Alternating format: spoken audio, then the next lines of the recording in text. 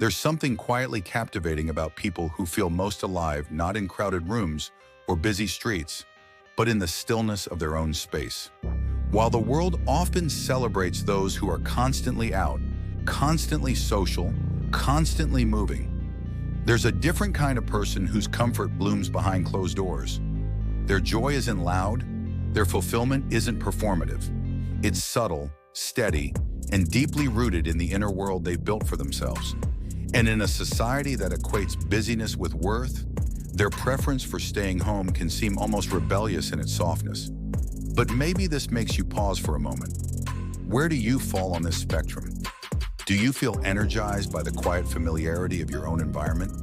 Or do you find yourself restless when the world outside keeps moving without you?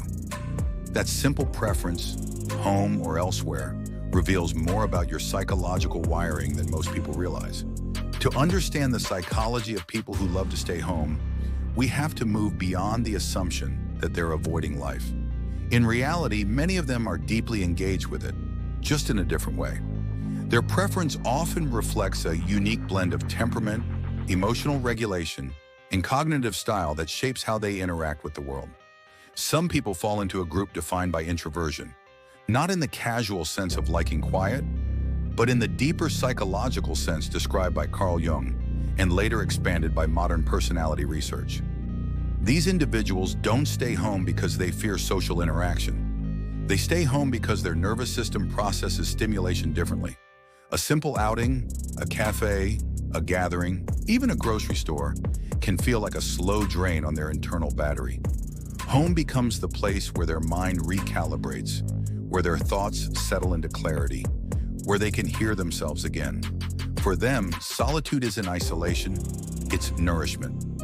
Another group is shaped by high sensory sensitivity, a trait explored in research on highly sensitive persons, HSPs.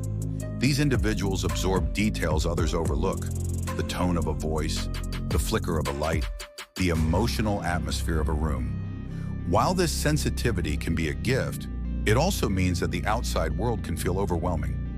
Home becomes a controlled environment, a space where sensory input is gentle and predictable. Someone like this might enjoy going out in small doses, but the comfort of home offers a sense of safety that allows their nervous system to rest.